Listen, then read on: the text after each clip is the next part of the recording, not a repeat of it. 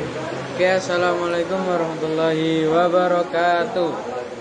Kembali lagi di channel sana. Pertama-tama yang terhormat kepada Abi Hanif Umida selaku pengasuh pesantren Sebarkah Melaroi Hanifida. Kemudian yang terhormat kepada Neng Kamila Permatasari sebagai bendahara Pondok Pesantren Melaroi Hanifida. Kemudian yang terhormat kepada Mas Awa dan Mas Amik sebagai mentor pesantren Hanifida. Yang saya hormati saya Kemudian sendiri. yang saya hormati ayah ibu di rumah, di keluarga. Semoga sehat-sehat selalu karena dunia sedang tidak baik-baik saja. Kemudian pertama-tama saya akan terangkan tentang manusia. Jadi di sini ada penciptaan manusia, ada apa yang diharuskan oleh manusia atau apakah tugas manusia, dan hukum demokrasi. Pertama yaitu manusia.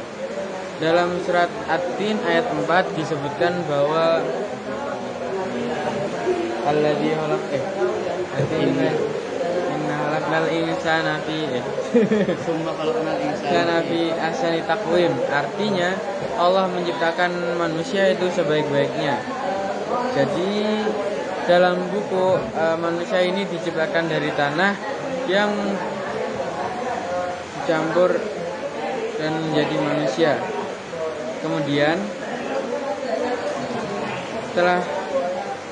dalam sisi sains atau biologi, para ilmuwan mengungkapkan yaitu semua organ-organ manusia maupun kulit maupun otak itu pasti ada unsur-unsur tanahnya, unsur-unsur di dalam tanah.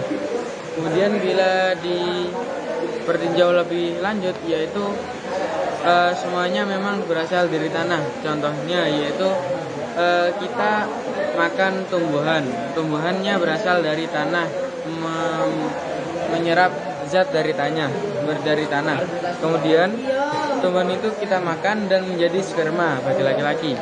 Nah setelah itu menjadi sperma dan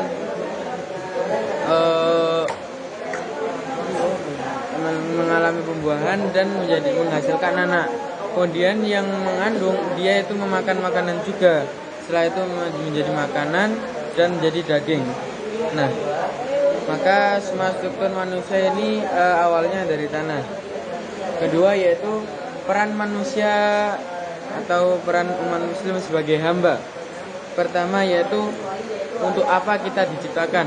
Jadi dalam Al-Quran manusia diciptakan itu untuk menjadi khalifatul ard sama abid kepada Allah, abid atau ahli ibadah.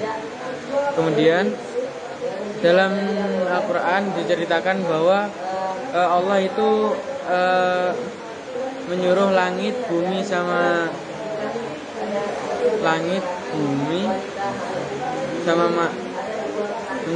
menyuruh bumi untuk menjadi khalifah di bumi. Tapi langit dan bumi itu tidak sanggup karena mengemban beban yang sangat berat. Kemudian Allah menciptakan Nabi Adam dan mengutusnya menjadi khalifatul ard, dan Nabi Adam pun bersedia. Kemudian Nabi Adam dikaruniai dengan 4 prinsip, yaitu 4 hidayah, yaitu ada wariji, hawasi, akli, dan adin. Atau bahasa Indonesia yaitu ada akal, ada wawasan, ada cara berpikir, sama ada adin yaitu agama. Kemudian kalau kedua yaitu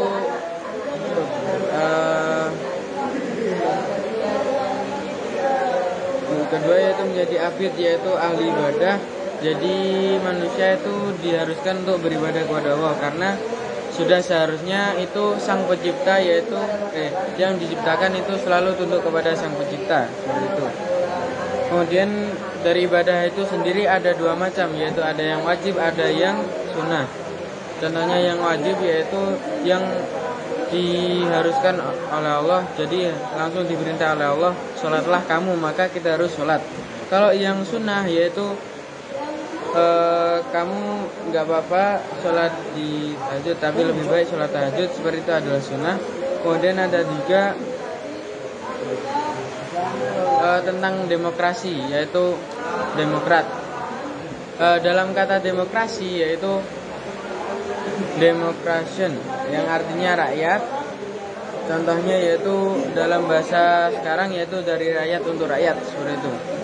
Nah, setelah itu Islam itu tidak hanya memakan mentah-mentah dari nilai-nilai demokrasi itu.